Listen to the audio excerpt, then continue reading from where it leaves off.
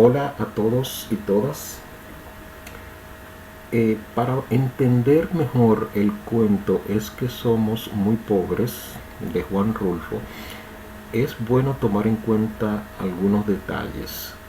Eh, pero antes veamos un poquito sobre la vida de Juan Rulfo, quien nació en Sayula, Jalisco, 1917-1986. Escritor, guionista, fotógrafo, perteneciente a la generación del 52. Es considerado uno de los escritores más importantes de Latinoamérica, a pesar de que su obra no fue muy, no escribió mucho, su obra no es muy extensa, pero sí, como dicen muchos, escribió poco pero dijo mucho, ¿verdad? Porque su obra se basó principalmente en la denuncia social. Entonces, en la obra de Juan Rulfo se destaca la realidad, esa mezcla de la realidad y la fantasía, con escenarios mexicanos. Muchas veces estos escenarios pueden ser muy bonitos, pero principalmente eh, son escenarios devastadores, escenarios secos y llenos de mucha miseria, que precisamente reflejan la realidad que habíamos hablado, que se vivía en ese momento. El tipismo está presente en la obra de Juan Rulfo, que es un conjunto de características o rasgos de una región determinada, ya sean rasgos que tienen que ver con la forma de hablar también con la forma de conducirse, etcétera, las personas, etcétera. Entonces también, como habíamos dicho, hay esta mezcla de los problemas sociales con ese mundo fantástico. Pero para nosotros tener una idea del contexto en el que él escribe su obra, sobre todo El llano en llamas, y donde está este cuento Es que somos muy pobres, tenemos que ubicarnos en lo que fue la reforma agraria, que fue una consecuencia de la Revolución Mexicana, 1919-1920.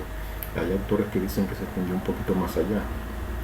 En todo caso, si nosotros vemos esta foto, que es de la reforma agraria, los campesinos que no se les dio aquello que se les prometió, vemos personas que están, campesinos, personas muy pobres, pero en esta foto se ven aún llenos de esperanza.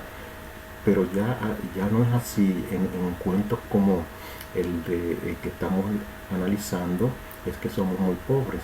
Quizás aquí están con más esperanza, como en otro cuento del mismo libro, que Nos han dado la tierra, pero más adelante también hay una decepción.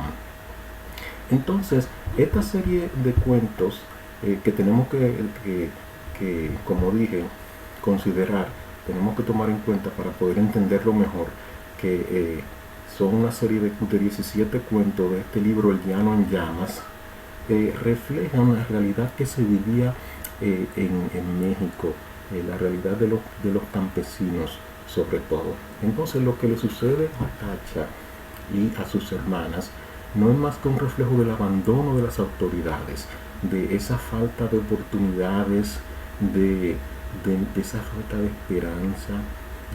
Entonces cuando a Tacha se le pierde la vaca, se le va con el río, aquí lo que hay es, se está simbolizando que esa posesión implica que ya ella no tiene nada, no tiene esperanza, porque ya no hay nadie quien la ayude.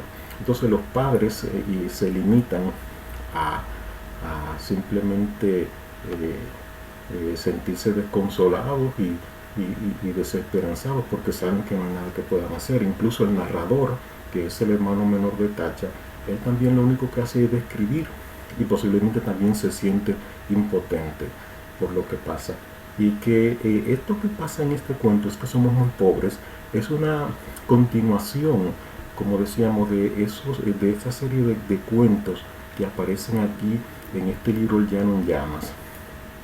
Pero lo que le pasa a Tacha en este cuento, que se le pierde la vaca en el río, y que va a tener que, y que esto le va a traer consecuencias negativas al punto de terminar siendo quizás una prostituta, igual que sus hermanas.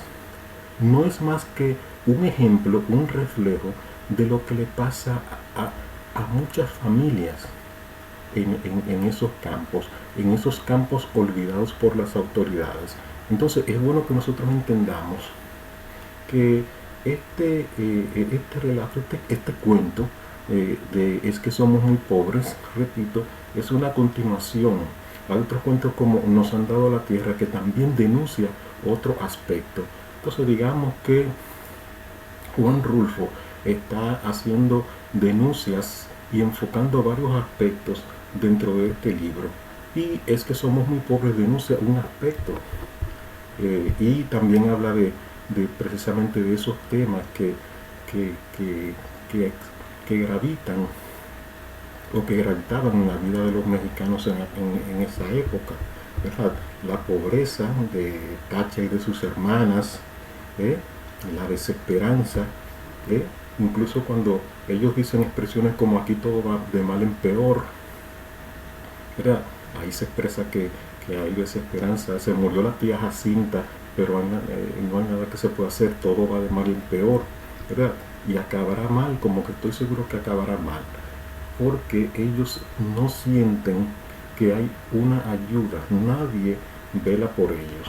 Entonces, toda esa situación dramática que vive la Ciudad de México, que vivió en ese momento a raíz de la reforma agraria y de todas, que fue un fiasco, un fracaso, es simplemente lo que el autor está reflejando. Entonces, esos son elementos que debemos de tomar en cuenta a la hora de analizar este cuento.